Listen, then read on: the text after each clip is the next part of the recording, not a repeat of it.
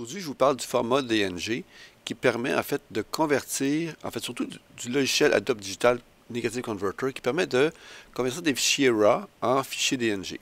Pour comprendre la différence entre les deux, parce que oui, à part Pentax qui fait du DNG natif, les autres appareils comme Nikon vont faire du .NF, Canon, anciennement, ce serait du CRW pour vos anciens fichiers ou encore du .CR2. Alors, pour comprendre la différence, je regarde bien ici, je vais me mettre en liste et on va regarder ici que j'ai bien des fichiers qui sont CR2 et CRW. C'est des fichiers Canon, je n'ai que du Canon depuis très très longtemps, à part mon F2 des années 80, j'ai toujours eu du Canon. Alors, si je regarde bien ici mes fichiers CR2, et que si je compare avec mon dossier d'origine qui contient les images montrées dans Bridge, alors si, exemple, je prends mes fichiers, bon, je peux prendre tous mes fichiers, en fait, c'est pas grave, c'est un exemple que je vais donner. Je vais cliquer ça, puis bon, pour l'ensemble des images, je vais faire ici tout sélectionner. Et je vais faire modifier simplement la température couleur. Alors, on voit ici qu'il y a un changement, que ça s'applique partout et que l'image est en partie modifiée. Okay? Maintenant, qu'est-ce que ça génère dès que je vais faire le terminer ici? Ben, je viens voir ici et je vois ici que pour chaque fichier d'origine, donc mon fichier RAW d'origine, j'ai créé un fichier fantôme, ce que moi j'appelle un fichier fantôme, qui est un .xmp, en fait, qui contient la transformation de mon fichier DNG. En fait, de mon fichier RAW. Alors, ça, pourquoi je veux travailler en DNG? C'est que le format DNG va contenir aussi cela, ce qui va me permettre, dans un an, de pouvoir modifier ce que j'ai déjà fait. Alors, bref, j'ai de façon infinitésimale la fonctionnalité de changer mes effets sur mes images. Dans ce cas-ci, il ne faut pas du tout, parce que regardez bien ce qui va se passer si je me mets ici en mode type, puis que là, à la fin, je viens tout cliquer sur mes XMP et que je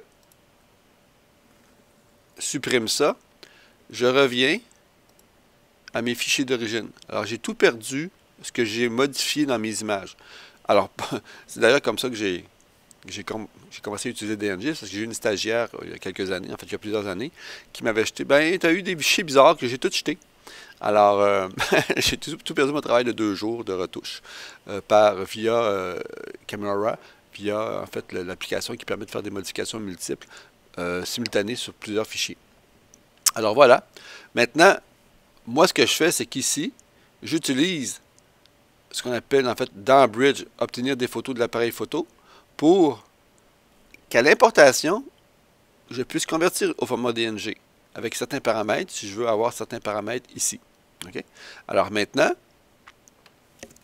si ce n'est pas fait parce que j'ai des anciens fichiers, comme il peut arriver même pour vous, alors j'utilise à ce moment-là Adobe Digital Negative Converter, qui permet de choisir le dossier d'origine, et ensuite de simplement, en fait, de cocher inclure les images de ce dossier. Donc, il va préserver en fait la structure de vos dossiers déjà existants.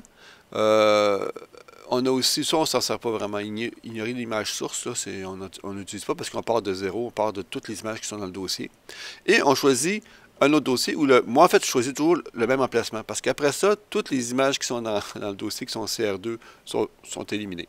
Je ne regarde que les DNG.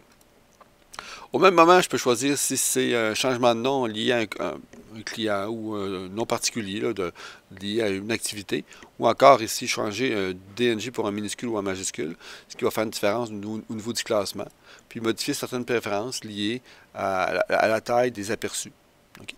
Alors, puis la compatibilité par rapport aux versions antérieures des versions Camera qui permettent en fait plus ou moins d'options si on descend vers des versions plus anciennes. Alors voilà, c'est comme ça que je puis convertir tous mes fichiers DNG qui sont déjà existants dans l'ordinateur sans pouvoir les convertir en fait quand j'utilise le Photo Downloader de Bridge. Alors quand je ne peux pas, ben, je le fais par la suite avec cette application qui est complètement gratuite, Mac ou PC. C'est à votre tour d'essayer.